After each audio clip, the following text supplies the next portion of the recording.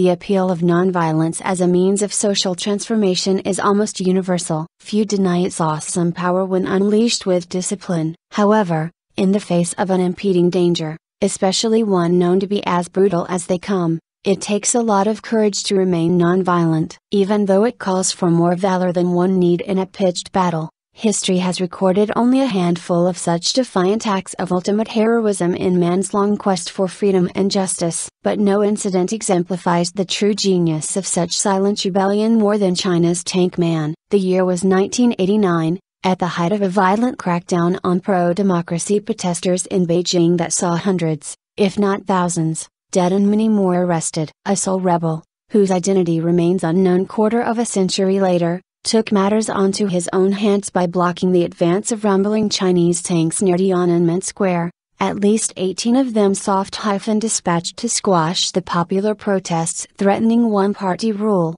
once and for all. The unknown soldier walked to the middle of the street, held what looked like a shopping bag, and swerved left and right to halt the advance of the juggernaut. The symbolism of his defiance was instantly broadcast around the world and photos of his heroic resistance were globally published. Even in the pre-internet era, that single image of a skinny young man blocking the path of the most fearsome of war machines immortalized the eventual triumph of the fight against authoritarianism worldwide. Ethiopia's China tank man. On August 8, 2013, far from China's Tiananmen Square, in Ethiopia's capital Addis Ababa, a lone worshipper prayed the Eid Salat and was encircled by an army of riot police. The image shows a man on his knees praying and intimidated as a phalange of soldiers, bearing shields and batons, looked on. The desolate background, apparently deserted by other worshippers fearful for their lives or carted away, against an array of uniformed police magnifies the image of this unknown rebel. Asked to name the faithful in the picture,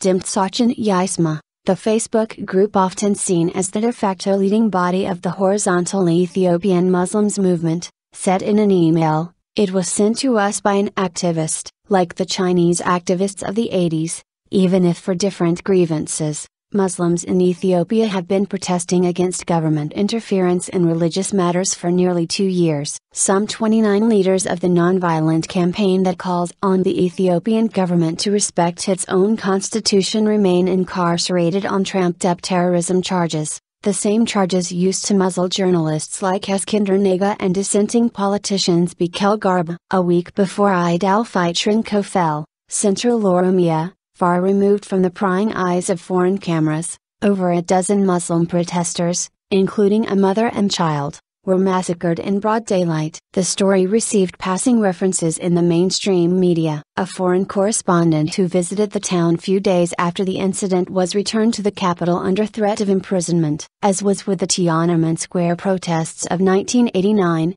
sometimes it takes a symbolic gesture to inspire courage. The photo of the Salat man in Addis Ababa will likely go down the annals of history as one of the most iconic symbols in the history of not just the Muslim protests but also of the struggle of the country's diverse population for an end to the mounting repression by a one-party rule, now in power for more than 2 decades. Although similar in appearance, the two iconic images face starkly different fates. One was captured by CNN and the Associated Press cameras, and instantly broadcast around the world. The other was captured by a citizen journalist, perhaps with a mobile phone camera, and casually uploaded on Facebook. Ethiopia, a donor darling of the West, is considered to be one of the most oppressive countries for journalists. It also boasts the largest number of exiled journalists in the world. Under these dire circumstances, even with a below regional average internet penetration rate, social media has enabled Ethiopian activists, at least in urban areas, to organize and get their message across more effectively than the state, albeit to an indifferent world. Paradigm shift. Protests are rare in Ethiopia. The last sustained protests in the country's long but troubled history took down Emperor Haile Selassie, the last monarch. The fatal blow to the tottering imperial regime was delivered by Muslim protesters, joined by their liberal Christian allies, who staged one of the largest demonstrations preceding the Ethiopian Revolution of 1974. The ongoing Muslim movement is the most sustained, unified and well organized the country has seen, perhaps in its entire history. Muslims, estimated to be more than a third of Ethiopia's 93 million people, began protesting against government meddling in religious affairs in late 2011. Demonstrations were set off when students at the nation's only Islamic institute walked out of classes after their teachers were dismissed, and replaced by regime loyalists through a government edict in an effort to impose Lebanese Islamic sect called Al-Abash. Absent the alternative, activists now use social media as a primary broadcasting medium. But the incident had an unforeseen consequence for the regime. It served as a catalyst for a wider Muslim movement that called for a redress of years of marginalization and silent suffering. The protesters demanded a free and fair election of Islamic leaders to the highest Muslim council, known as Majlis. First, the government agreed to negotiate with the protesters. The protesters elected a committee of 17 Muslim activists to communicate their grievances to the authorities. When the negotiations failed, the regime arrested all of them in a desperate attempt to nip the movement that it deemed extremist at the bud. This too backfired as the protesters' calls grew bolder and their nonviolent tactics more sophisticated. Ironically, the jailed leaders of the 2-year-old protest movement were among the most educated and moderate Muslim thinkers the public has known, as was the case in China throughout the 1980s. Ethiopia's state-run media have launched continuous attacks on the movement and its leaders,